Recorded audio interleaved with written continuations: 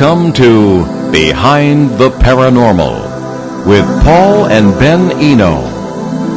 Do alien abductees include military officers? Is the military trying to cover up Bigfoot as well as UFOs? How do we know it's the military actually doing the covering up? Hello and welcome to the 809th broadcast of Behind the Paranormal with Paul and Ben Eno. I am Ben, and those loaded questions came from my co-host and partner in the paranormal, and dad, Paul. And today we welcome back one of our favorite guests on a subject that might have more sides to it than we think. We welcome your calls today. The number is 401-766-1240. You can call that number from anywhere, or you can email Paul at BehindTheParanormal.com. Contact us via Facebook, Twitter, and or Instagram. Coming to us via Skype today is Mack Maloney, a prominent American novelist with a vast knowledge of the military, UFOs, the paranormal, and history. He has written more than 50 books, including military thrillers, men's action, adventure, science fiction, and historical fiction. He created the long-running Wingman series, with 1 million copies sold.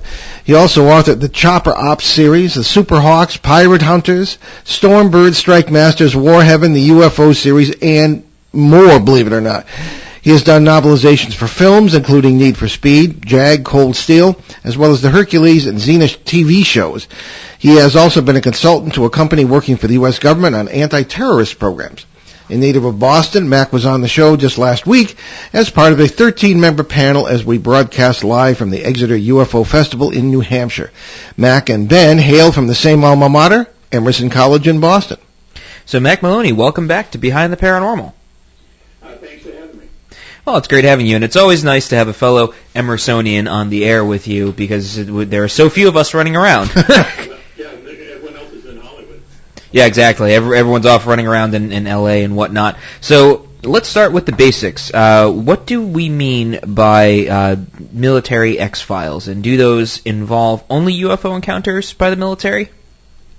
Mostly UFO encounters, but not, exclusively. We talk on the show about anything that we consider paranormal that somehow the military is involved in. I mean, it's really as simple as that. As we were saying, last week on your show, the history of UFOs in the United States is a military history. I mean, we kind of track the time back to when the flying saucers, the term was coined in 1947. The military got involved quickly after that, and they've been involved the whole time, sometimes admitting that they are, sometimes they're not. So, but, UFOs are our main focus, but we've done stories on, Bigfoot and just different kind of paranormal stuff that the military may, have been involved in or at least looked into.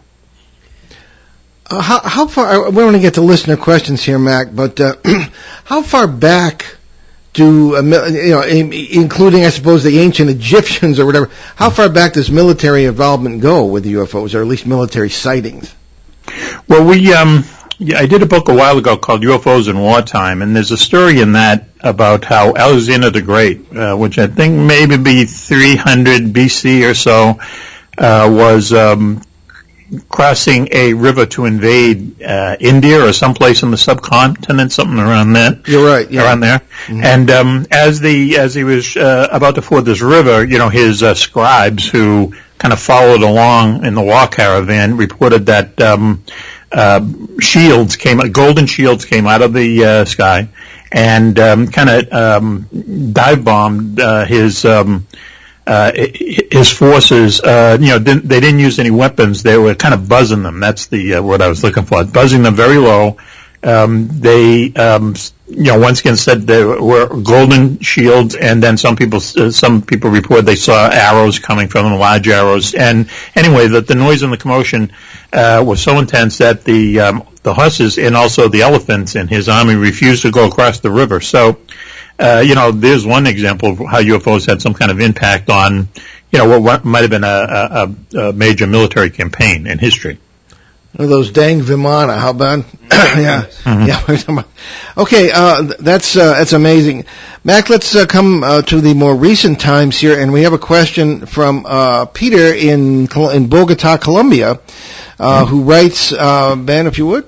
Sure. So, right to us. Can you please share the most interesting military UFO encounters you have run across recently? It would be hard to beat the Tic Tac video that came out almost a year ago, and almost 2 years ago now. I'm sure everyone in your audience have heard about it, but basically it was a videotape made by the Navy, by Navy pilots back in 2004, of this thing that looks, people say it looks like a Tic Tac. I don't really see that yet, but it was something that was out there going very fast, kind of tumbling, had some strange interactions with the surface of the ocean. They saw it off the west coast, and then same things was seen off the east coast. It's unusual for a number of reasons. Number one is that you're actually seeing videotape of this thing that's shot from an F-18. And we say on the show all the time that military pilots in general, but military pilots especially, are the best witnesses of UFOs because they've seen so many things up there in the sky in their careers that when they see something that, they've never seen before, that's a UFO. And the pilots are reacting to it in that way. Also interesting is, why did the Navy choose to kind of let this video out? I know they didn't release it themselves, but, they were certainly in on the process of, getting this out there to the public. That's an interesting kind of aspect of this, that maybe somewhere behind the scenes that the whole idea of how our government, how military approach UFOs might be changing. Who knows? So it'd be hard to beat that. I mean, we get stories every once in a while how people soldiers in Afghanistan and Iraq, saw numbers of UFOs, when things were really going hot and heavy over there, and they would say that the reason for it is that they have these very advanced night vision goggles now, and I guess you can see UFOs really clearly, and you see more of them with night vision. So, but just going back to the question, the Tic Tac video, that'd be hard to beat. Well, okay, go ahead, Ben. So a friend of mine, very close friend of mine, I will not name names because he recently finished his tour of duty. I say that very loosely because he worked in intelligence in Seattle. And I've known him for a very long time. He's always been into the paranormal and whatnot, so I thought it was interesting that he ended up in intelligence. And I remember we would make jokes whenever he'd come back on leave and be like, "Oh, tell us about the aliens." And he's like, "Guys, I can't say anything about it." Like, he's like, even if I know anything, I can't say anything either way. So I think it's interesting that there is sort of some, that you kind of mentioned, a change in attitude about UFOs and just extraterrestrial and paranormal phenomena in general. Do you think it's because of a cultural change in attitude? Because I guess a recent study was like 75% of people in the United States at least believe that there are extraterrestrials, and something like 47% believe that they're actually visiting us. Is that do you think that kind of plays into it at all? I'll tell you, no, I don't think so. I don't think that the U.S. military especially cares about any cultural shifts in American culture. I think that there has to be some other reason. If I can tell you a quick story, I can give you more evidence to this. Sure. We have a guy on our show on a more or less regular basis. His name is Agent X, but he works for a company that works for, his tagline is he works for an agency that works for the agencies. He's like a military contractor to the intelligence agencies. And so he has some stories to tell, real life things that have happened to him. But he told us one night that he went down to Washington, just as a matter of course. The State Department puts on these workshops every year, and what they do is they gather everyone together from the military, from the scientific community, from the State Department, the Treasury Department. They get all these people together and they put them in a room. This is for a weekend, and they give them a problem to work on.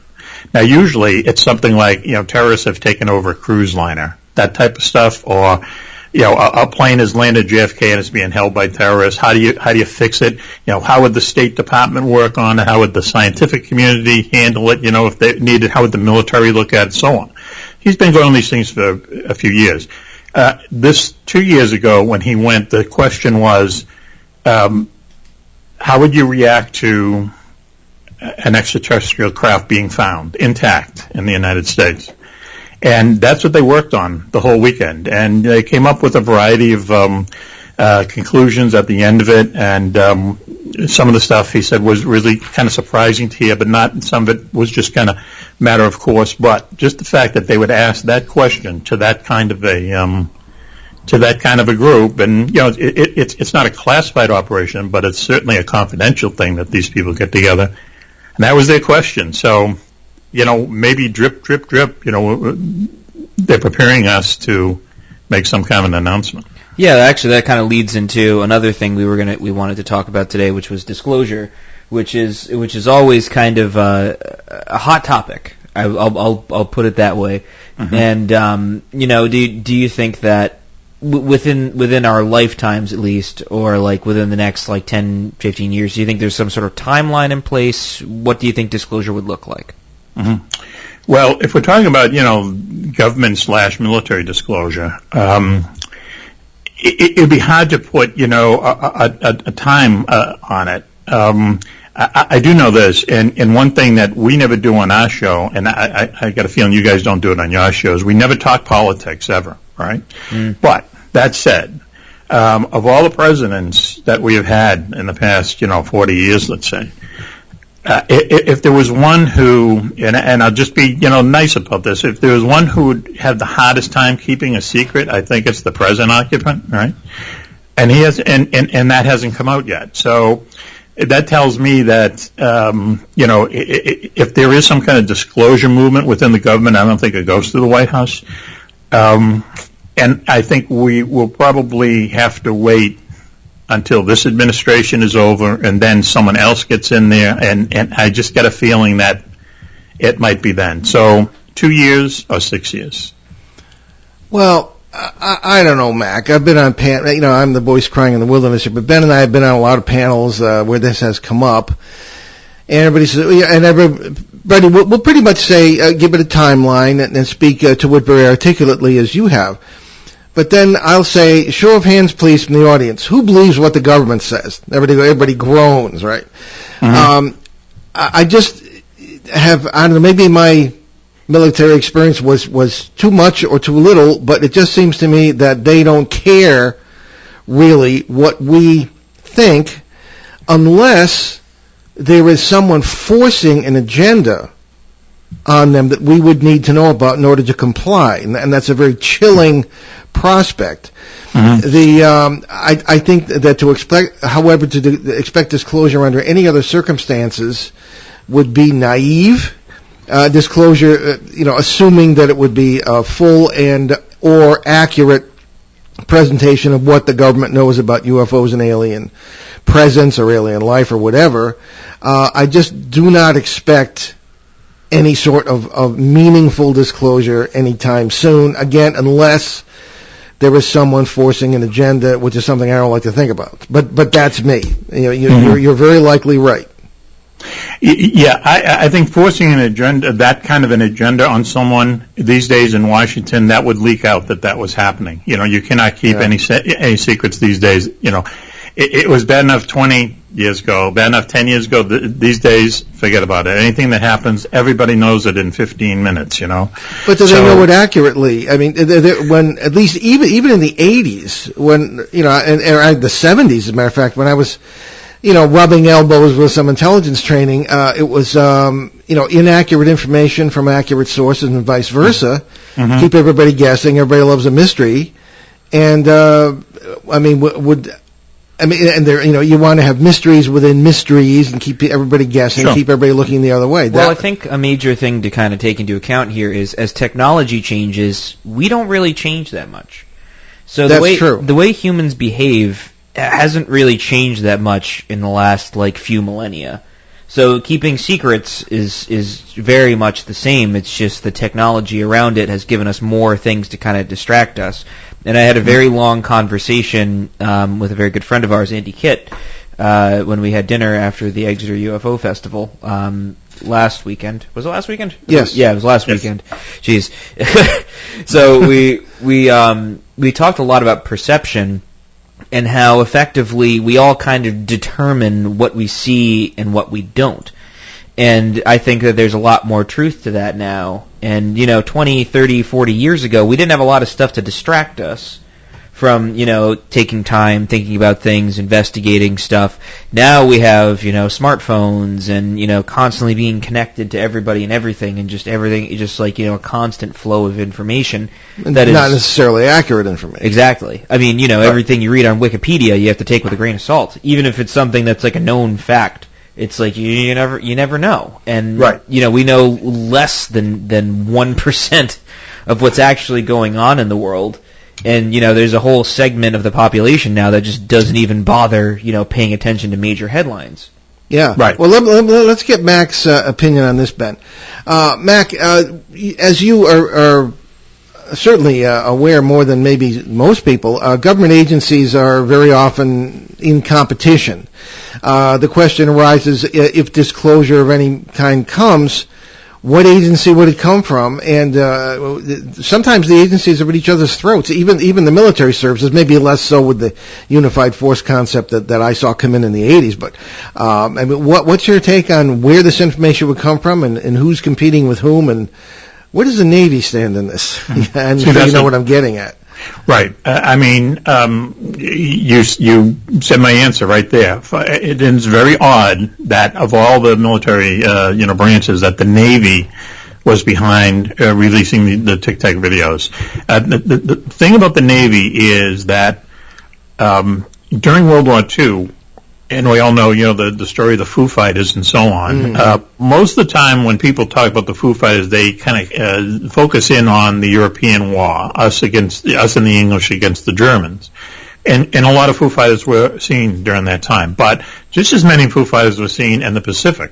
Mm-hmm. And now the Pacific War was mostly a Navy war. And the Navy, at the end of World War II, or after World War II, I should say, the Air Force did release, let's say, intelligence documents that of people, basically their eyewitness testimony to seeing Foo Fighters. And back then people thought that, they were just, lights in the sky, they were German weapons, and so on and so forth. None of that became true. But at least the Air Force did do this. The Navy has never released its files on Foo Fighters, ever. And since World War II. And now, to see the Navy, suddenly, they're the ones behind this. That tells me, to answer your question, I think if any military services are going to come out and say, this is what we got, it'll be the Navy.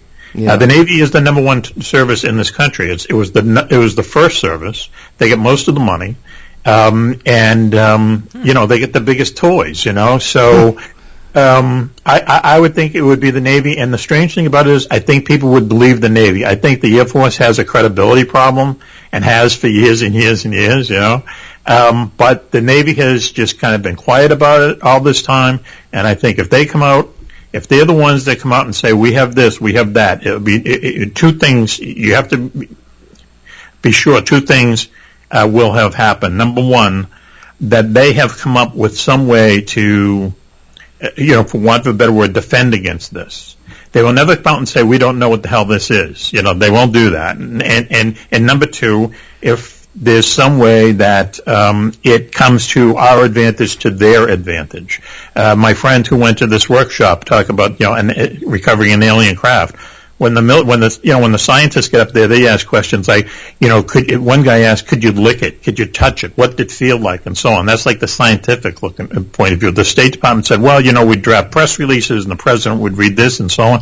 When the military come up, they said, all we want to know is how can we weaponize it? That's what they do, exactly.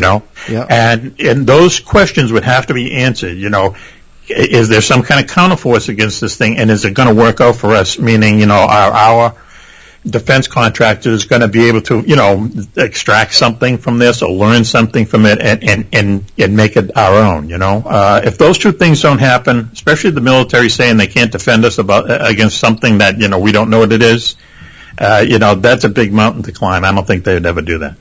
Well, I'd also like to know how much the Ferrero Corporation paid somebody for the Tic Tac reference. Everybody uses the Tic Tac reference. Couldn't buy that kind of advertising, right? Yeah. Sure. So, in any case, let's take a question from Phil, our faithful listener in Orange, Massachusetts.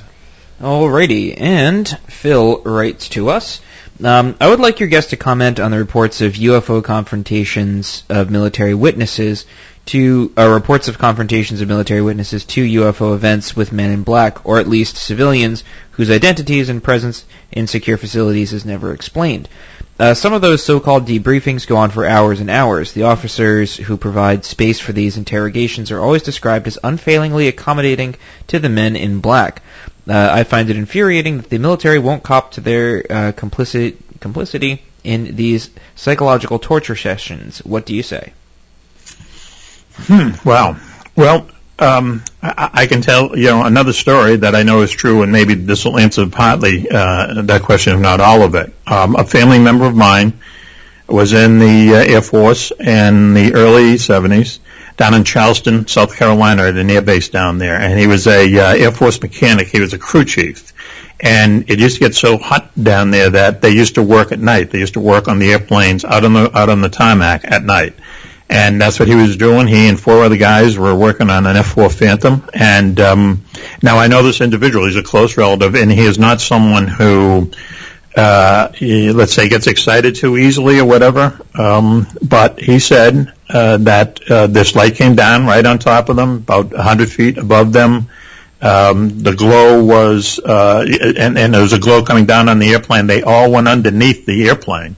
Like to kind of take cover, and I remember him saying, he says, this thing was like bright as flash bulbs or something, that bright, and then it took off. So he says the biggest mistake I made in my Air Force career was that we reported this, because what they did was they took the 5 of them and they put them in separate rooms at the base, and people would come in, just like you say, they were unfailingly pleasant and not confrontational at all. And just ask them the same questions over and over and over. What did you see? What did he see? What did he say he saw? And that kind of stuff. And after 3 days of this, my relative figured out, okay, this is what they're trying to do here. So the next day, they all signed an affidavit saying that what they saw was a re-entry vehicle from Cape Canaveral. And that was the end of it. They didn't torture them. They treated them nice. It was basically like in a barracks room. They were fed, had TV, whatever. But psychologically, they just wanted to get out of there, and they had learned their lesson, subtly. Don't report these things, or you're going to be locked up and board for a week or so. That's how I know they do it. Does that answer the question? Well, we could only rely on Phil to provide that answer. Okay. But, all right. I mean, it's a complex question, a complex issue, a complex answer. But I think it was more asking about if the men in black are involved with the military in some way, shape, or form. I don't know. Men in black, I don't know. I mean, when you hear stories about men in black, do they even exist? Because you hear stories about how they show up at 3 a.m, at someone's house who had just had a recent UFO sighting, and they ask them all these strange questions and so on. Okay, that could be some kind of government, investigator. But why would these guys show up in wardrobes from the 50s? Okay, for one thing, and they don't know, the language, and they look like they're from somewhere else, and so on and so forth. Mm-hmm. This is not really good undercover work. You know what I mean? These people are, why would they do that? Why would they do that? So. Men in black, I like the idea, and you saw when we were at Exeter, we dressed like the men in black sometimes, the guys on the radio show, Yeah. But, I don't know, do they really exist? That's well put, I think, Mac. It's a real question. Things often will become urban legends and take on lives of their own. And I've talked to people who have, and I'm sure you have too, who have witnessed things like this. When we were down in actually Parkersburg, West Virginia, we talked to some Mothman. Ben was like, what were you, like 10? Yeah, I was like 9 or 10. Yeah. We talked to some witnesses from the Mothman period who said people had come to their houses in Air Force uniforms, and the insignia were in the wrong place because their dads were veterans that recognized all this kind of thing. So, but who really knows? We're going to take our bottom of the hour break right now, and we'll be back with another question from a listener with our great guest Mack Maloney. You're listening to Behind the Paranormal with Paul and Ben Eno on WOON 1240 AM and 99.5 FM in New England's beautiful Blackstone River Valley. We'll be right back.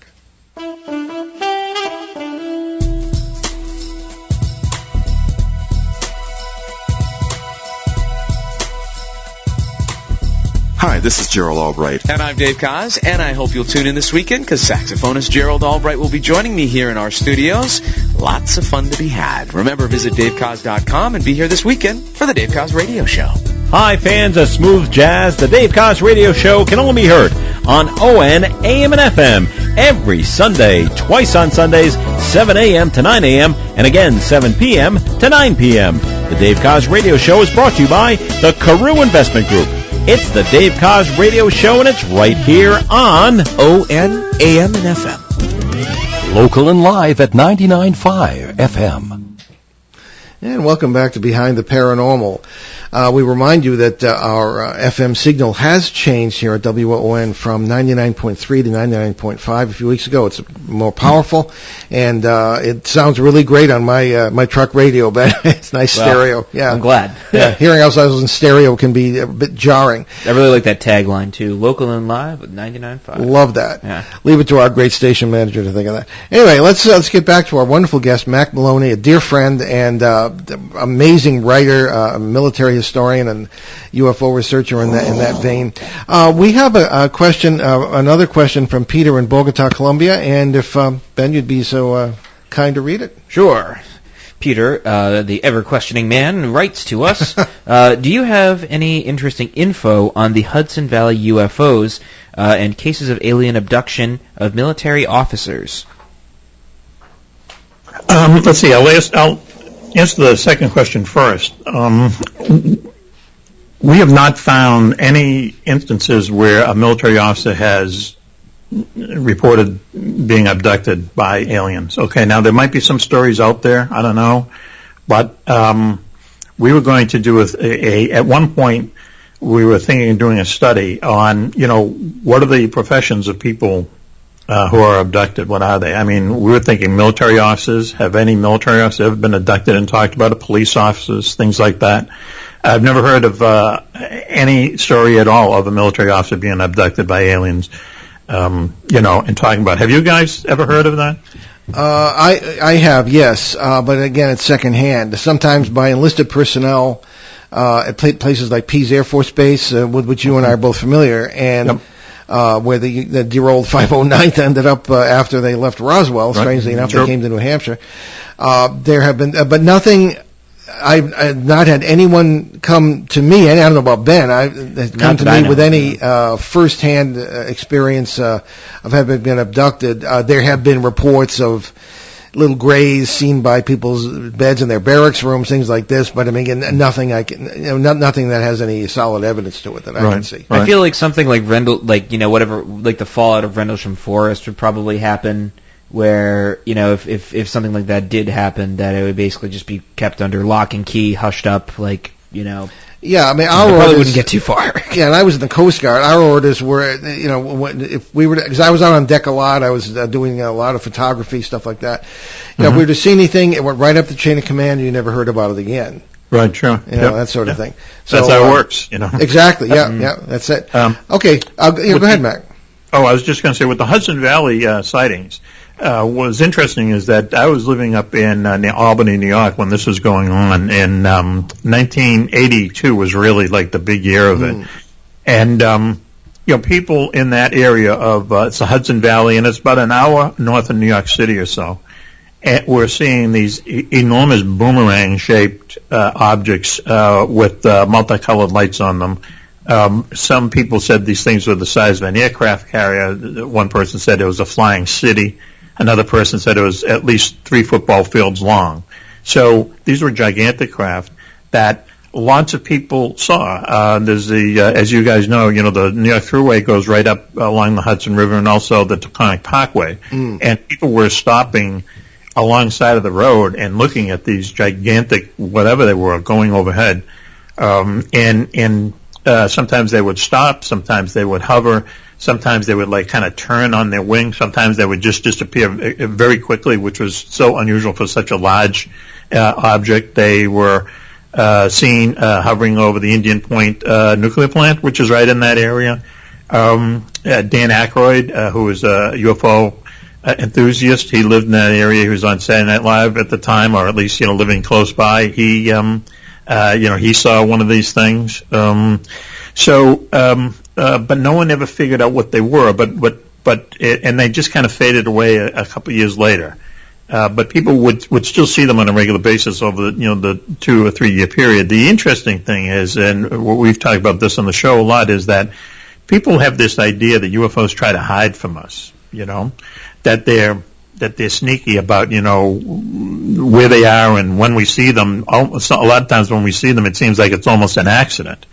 Well, you look at this. There's no way that if these are UFOs, if these are extraterrestrials, whatever they were not trying to hide. It's reported that estimated that more than 5,000 people saw these things, all the same thing, generally speaking, the same description over those 2 years in that part of the country. So, something was there. Lots of people saw it. UFOs not trying to hide from us, and I think extra special bonus is that these UFOs were so big. I mean, when people say it's the size of an aircraft carrier or a flying city, I got to kind of believe that's what they're seeing. Yes, I'm always intrigued by, because it is very difficult to tell from the ground without instrumentation, the altitude of something. But I'm always intrigued by the standards of size in this country being football fields, aircraft carriers, and the state of Rhode Island. The stuff we understand, right? Yes, sure. Exactly. So, be that as it may, I'm still a little bit bothered by the question that we have touched on before we move on to something else, and that is the idea, the assumptions that even people who send in questions, I'm not talking with the exception of our very astute questioners, usually today and in most other times on this show, that people have assumptions such as the UFO-nauts, if they are really aliens from other planets, or wherever they're from, or whenever they're from, would consider us equals to the point where they would want to talk to us.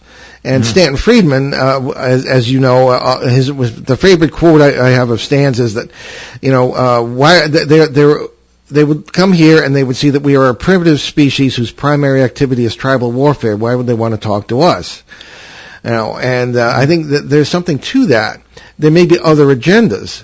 That moves into the point we brought up before. That is there an agenda forcing disclosure to the point where the top population would comply? In other words, put down your guns or we'll destroy you, or pick up your guns or we'll destroy. That's who knows, and who knows what the motivations would be of any alien force out there, or from within even, that would be equivalent to human emotion. We got into our Exeter program, I guess, last week. The issue came up about that, and what commonalities would we have with an alien species? Well, it's preservation. Well, maybe we might not even have that if this multiverse thing is true, because death might be, as we said, sort of a minor inconvenience. So maybe even preservation wouldn't necessarily. So, I mean, we're dealing with something we know absolutely nothing about, right, and that we think we do, which can be dangerous. But do you have any evidence, because we have some testimony from people we know who say that there is something going on that is much, much bigger than the human race, and that wants us to comply with something, whether positive or negative, and we go back to our parasite theory, that we're just a cattle race. The parasites being the getting into another realm of folklore, calling them demons and other labels we can understand. I mean, what are your comments on that subject before we leave it? Well, I went to a lecture a long time ago by Isaac Asimov, the great sci-fi writer, and someone asked him, what's your, besides like the car, what's in the airplane, what's your favorite invention? He said the lightning rod. He says because before they invented the lightning rod, everyone was convinced that lightning, was coming from the finger of God, and if you got hit by lightning, if your house got hit by lightning, you were like doomed forever. You were treated as an outcast and so on and so forth. And then they found out what it was. It kind of,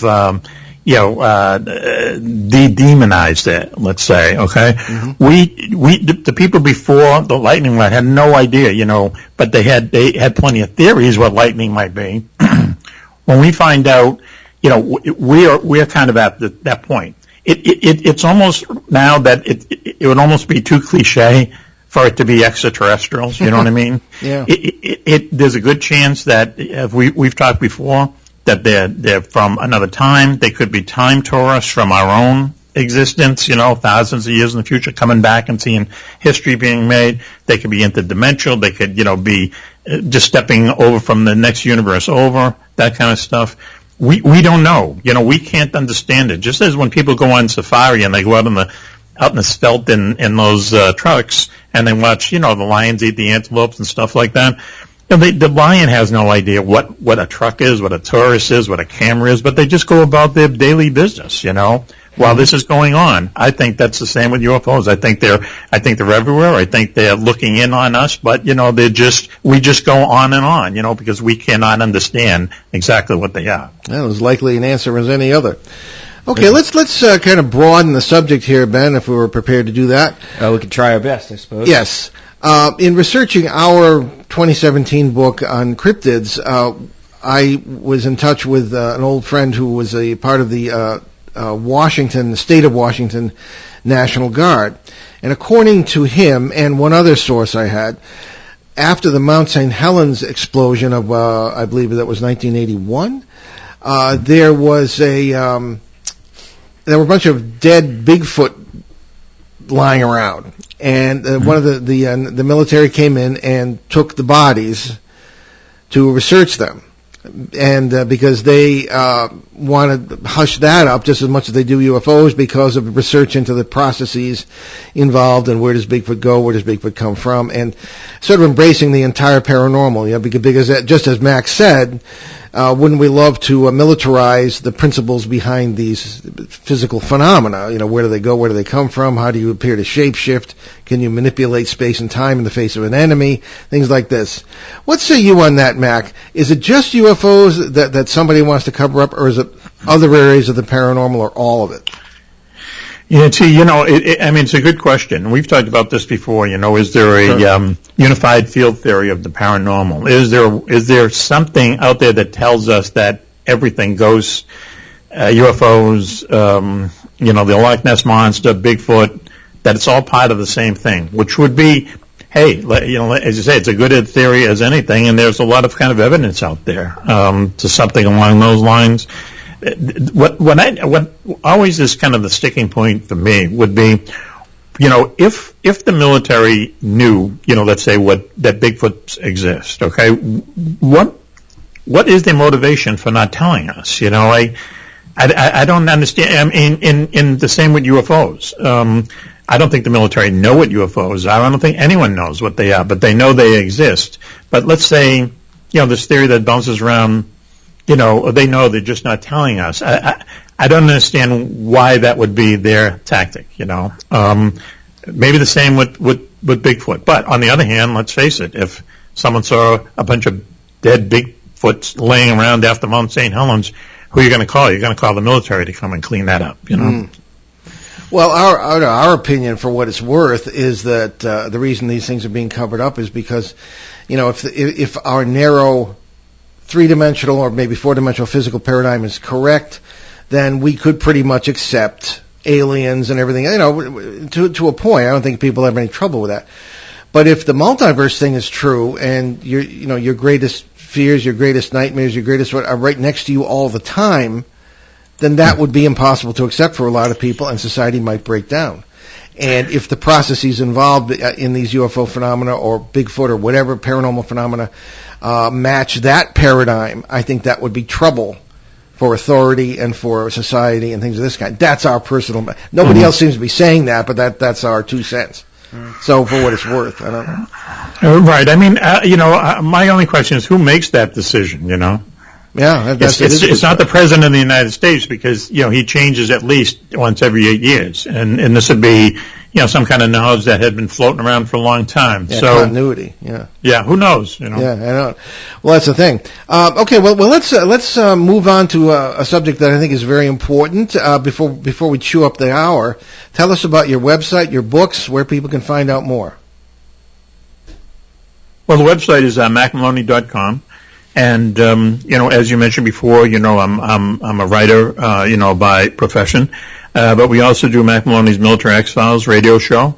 We're now a podcast on Podbeam And we do the show is carried by a number of internet stations around the world, including Armed Forces Radio. And we as we were talking earlier, we talk about mostly how the military is connected to UFOs and the paranormal. And we have a good time doing it. So those are the two main things that I'm doing these days. Oh, very good. Well, you certainly do a good job at it because we hear about you everywhere. Oh boy. So nuclear facilities back. There's a lot of. Matter of fact, there was Ben, I'm having a senior moment. What was that? What's that series that's on right now? Ancient Aliens is talking about. Oh, yeah. And the only reason I saw that was because your mother is very into Ancient Aliens, which I find rather disconcerting lately. She never cared about any of this. But 38 years of marriage, I guess I'm a bad influence on her. But oh boy. Anyway, yeah. So there was a thing about nuclear facilities, and they had all our old buddies on, Chuck Hall and people like that from Rendlesham, and talking about this sort of thing. What are your findings on why aliens, if that's what they are, or whoever it is interested in nuclear facilities? Why some missiles, in particular, have been deactivated? I mean, the answer to that is obvious, but maybe not as obvious as we think. Or in some cases, and I've never gotten an answer to this in all these years on this show, why some missiles appear to have been retargeted from time to time. What do you have to say about all that? Right. Once again, just going back to my book, UFOs from Wartime, we did a chapter on UFOs over nuclear facilities. There's a place in Washington, D.C., I believe it's called Hannaford Nuclear Station. It was the first place where there was a nuclear reactor here in the United States. It provided the plutonium for the 2 A-bombs dropped on Japan. And shortly after that, UFOs started showing up over this place. Now this is even pre-flying saucer era. And it got to the point where the publicity, the press officer at this place just stopped issuing press releases every time one of these things showed up, and the government kind of clamped down on it. So, but they definitely had this kind of interest in it. And then you flash forward to the 60s and the 70s. For many years, there were these instances where UFOs would show up over ICBM bases that we have in the middle part of the country, and to the point where they would haunt. Those are the words that they use, haunt some of these facilities. There's one in Whiteman Air Force Base in Missouri, and people have to realize that these things are silos out in the middle they're out in the middle of nowhere, and there's like 50, 60 miles between some of them, and a lot of them run automatically, but some do have people in them, and they have witnesses of UFOs coming down, as you said, Paul, changing the targeting on it, switching off the power, at some point switching off, up to 1/3 of our whole nuclear deterrent in a night. Crazy things. The military, obviously was involved, and in any reports they called them mystery helicopters or unknown helicopters or something like that, but they certainly weren't helicopters. It's happened in Russia as well. It's a good storyline, it's a good plot line if the idea is, if you want to think that these aliens are looking in on us and that they are warning us that we know you have nuclear weapons, and, if you try to use them, we might step in. Yeah, that's reassuring in a way, certainly, although powering them up isn't. So, as far as another very basic question that really has never been answered that we can see is, what are UFOs? I mean, the general. I don't know if you saw the video we showed when we were in Pennsylvania. We got this video that MUFON really was raving about. At least Mark D'Antonio was, yes. And of a thing that doesn't quite look like a craft. Except for the thing near it. And the question is, are we dealing with craft in all cases? Are we dealing with that in some cases? Are we dealing with, nuts and bolts? Are we dealing with living creatures, plasma-based life forms, as Carl Sagan had speculated about? Atmospheric creatures, wormholes, intersect point. I mean, what would you say about, the identity of UFOs in a general or a specific sense? Well, only because, when the word UFO or flying saucers came into our vernacular in the late 40s with Kenneth Arnold's sighting, it's kind of strange because they were automatically kind of linked to being from outer space. Of course, the U.S. government, when they kind of looked into what was going on, they were afraid that these were Red Chinese or Russian secret weapons that are suddenly flying over the United States. That wasn't happening. But this whole idea that they're from outer space has just always stuck to them all this time. But as you just read off the list, it could be anything. It could be time travelers, interdimensional, interuniversal. It could be from some kind of part of this universe, the physics of this universe that we just don't understand. Black holes. What's on the other side of a black hole? Just write them all down and toss them up in the air, and whatever comes down first, that's it. Exactly. We don't know. We don't know. We're as dumb as the lion. Not knowing what a truck is, or what a truck engine or a camera is. It's in his existence, but he can't understand it. He doesn't have the intelligence of that. Who's to say that human beings that we're the top rung of the intelligence ladder? There's the way things go in nature. There's probably a number of steps above us that we just can't understand, and UFOs could be one of them. Yeah, exactly. And again, the question is just I literally will wake up nights thinking about this. Is what do they intend to do with us, or to us, or for us, if anything? Mm-hmm. Are we really a cattle race? And when you work with negative paranormal phenomena as we do, and as I have since for 50 years almost, you've got these questions that arise. People say, well, you have theological training, therefore all aliens must be demons in your mind. I said, no, I think perhaps all demons are aliens, because when I've encountered these things, they fit the definition of alien far more than they do of demon, although they fit that pretty well too. Absolutely other sorts of things that are just utterly non-human and could care less about us. I don't know, right. But that's me again. So tell us once more what you're working on, Mac, as we wind down the show here. There's I have a book coming out on Tuesday called Wingman 19, the Odessa Raid, and this is the 19th edition of this long running series that I've been doing, Wingman, about a Zen fighter pilot, and then in December, a new series coming out called Codename Starman, and he's a Navy investigator who has just a little bit of VSP. Mm-hmm. Excellent. Well, Mac, we got a lot of announcements, so we're going to have to kind of cut it off here, but it's always such a great pleasure and honor to have you with us, and you're a great friend, and we'll talk to you very soon. Okay, guys, I really appreciate it. Thanks a lot. Okay, thank you. Thanks for being on with us. Okay, see you later. All right, very good. Okay, we got a lot of things to get to here, so let's, start with, my new book that just came out, Dancing Past the Graveyard, Poltergeists, Parasites, Parallel Worlds, and God, is now in stores. It is available at our fall events. The official release event will take place with our good friends at the Toadstool Bookshop in Keene, New Hampshire on Saturday, September 21st, beginning at 2 p.m. And many thanks to the Exeter Kiwanis Club, organizers of the annual Exeter UFO Festival in New Hampshire, assisted by Mike Stevens of Granite Sky Services. Last week's event in Exeter raised over how much money? We didn't get the final word on that yet. I guess they're still counting. Well, we'll tell you next week. Well, it was over $3,000 last year. Oh, wow. For local children. It was just terrific. Indeed. So we'll find a final total, and stay tuned for that next week. Yeah, we'll let you know about that next week. So this coming Saturday, September 14th, I'll be at the Book Lovers Gourmet, 55 East Main Street, Webster, Massachusetts, right here in our listening area, for a presentation and signing of my new book, Dancing Past the Graveyard, that I just mentioned. That'll be from 1 to 3 p.m.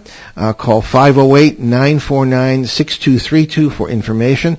Deb Horn over there is going to be the host, and it's just a lovely place. You can go in. Book Lovers Gourmet means you can sit down, read a book, and have some really nice baked goods, really great coffee, things of that kind. So it's a really, really fun place. And so please come by if you can, 1 to 3 p.m. next Saturday. And the following Thursday, September 19th, my dad will be at the Cumberland Public Library, that's 1464 Diamond Hill Road in Cumberland, Rhode Island, for a presentation and book signing for Dancing Past the Graveyard, starting at 6:30 p.m. You can call 401-333-2552 for more information. And Ben, you were always invited to make cameos at these things, but the next one you're going to be a co-author on, but this particular one was just my byline, which gave me a chance to dedicate the book to you. Well, So, I mean, just because you dedicated it to me doesn't mean I can't sign it. absolutely. You've already been asked to do so a couple of times. Yeah, I know. That's right. That's not a word. A dedicee. Never mind. That's not a word. We get it. All right. 2 days later, that's going to be on Saturday, September 28th, the official release party for Dancing Past the Graveyard will take place with our good friends. I already mentioned this, Toadstool Bookstore. Well, you could say it again. Yeah, that'll be on the 28th. So that's going to be at 2 p.m., and you can call 603-352-8815 for information or visit their website, which I don't happen to have written down here, but it's a Toadstool Bookshop. It's big in southern New Hampshire, and there are 3 branches of this. It's really, we have a huge crowd last time we were there. It was great.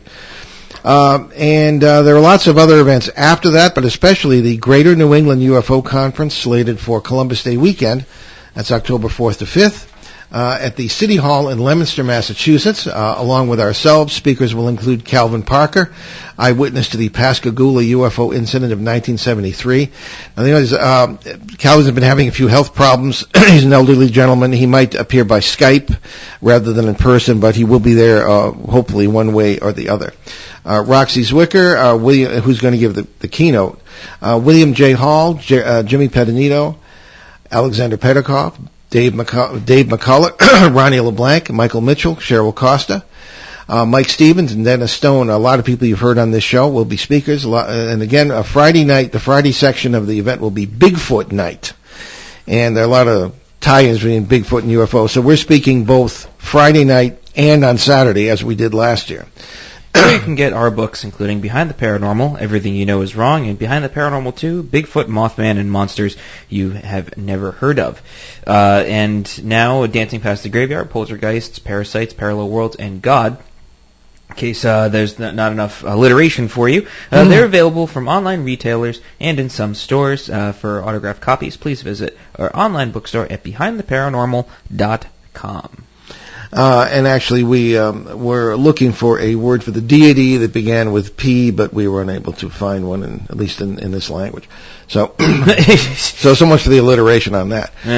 Also at BehindTheParanormal.com, we'll give you an update on the status of that site. Ever since we tried to upload, and we were successful to a degree, still photos of the UFO sighting we had in May, there has been nothing but constant cyber attacks on that site. Now, you can go to the site; it's there. There's security on it. You're not going to get infected by anything. But it's just that we have serious trouble uploading material to it. We have found a workaround to that, so that we will be updating the show site. But most of the recorded shows are not on the show in the show archives right now. The workaround to that is that we have been posting them steadily and gradually. We have about 560 shows going back to 2011 uploaded at the major podcast sites, iTunes, YouTube, that sort of thing, Stitcher, and a lot of them I never even heard of. The Paranormal Radio app, where some of you may be listening to the show live right now. And that's all available, I believe, free, and just go to any of the major sites. If you go to the archive page at BehindTheParanormal.com, there is a direct link to our podcast list and page at the Paranormal Radio app from TalkStream Live, and you can listen to them. So there are ways to listen to the shows. This one will be posted as soon as possible, and certainly the site where you want to come to watch the videos of the shows, the TV feeds of the shows, is onworldwide.com, our station website for here at WOON, and that is has a TV on ON TV on demand link that will take you to all the shows. But we're in there once a week, and you can see the video from that, and a lot of people prefer to do that if you have a device where you can see that. So that's the latest update on the website issues. We are getting back on our feet. Eventually, we'll plan to have all the shows back to 2008 uploaded to the podcast sites. And there are several links to charities we have adopted on the show, including USACares.org, Canadian Veterans Advocacy, Helping Haiti's Orphans, Youth Mentoring Connection in Los Angeles, and Crohn's and Colitis Foundation of America. So, Ben, what do we have for next week? So next week, we will bring you the strange tale of the Macintosh Stone with Michigan-based author and broadcaster Ron Rademacher. And we'll leave you this afternoon with a rather cute thought from American actress Joan Rivers. Yesterday is history. Tomorrow is a mystery. Today is God's gift. That's why we call it the present. Return to this radio frequency 167 hours from now for another edition of Behind the Paranormal with Paul and Ben Eno.